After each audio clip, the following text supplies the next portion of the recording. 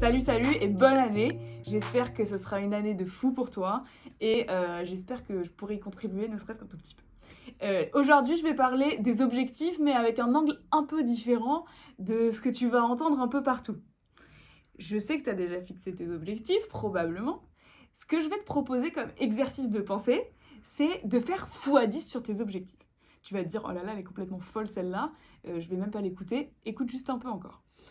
Cet exercice-là, en fait, ça va nous servir et tu vas voir pourquoi.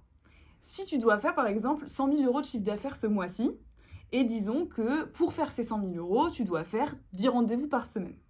Okay, ces 10 rendez-vous-là, tu les as déjà fixés, tu t'es dit, c'est ça mon plan d'action. Et si maintenant, tu devais faire 1 million dans le mois, qu'est-ce qu'il y aurait comme action que tu pourrais déployer ? Tu vas me dire c'est complètement impossible, je suis d'accord avec toi. Et le but, c'est pas forcément d'y arriver. Mais si ta vie en dépendait et que tu devais y arriver absolument, ce serait quoi toutes les actions que tu mettrais en place ?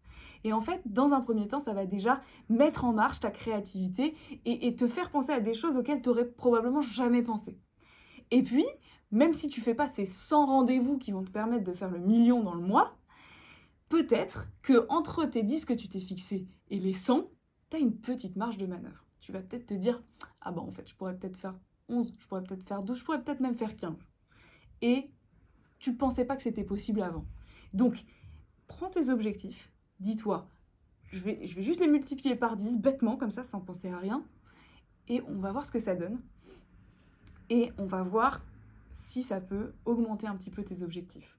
Le biais cognitif et le réflexe qu'on a souvent, c'est d'être un tout petit peu en dessous de ce qu'on pourrait vraiment faire et de ce qui nous exciterait vraiment et qui nous ferait sortir de notre zone de confort, apprendre des choses et devenir quelqu'un d'encore plus incroyable, je dirais. Donc, cette règle-là, ça s'appelle 10x Rule.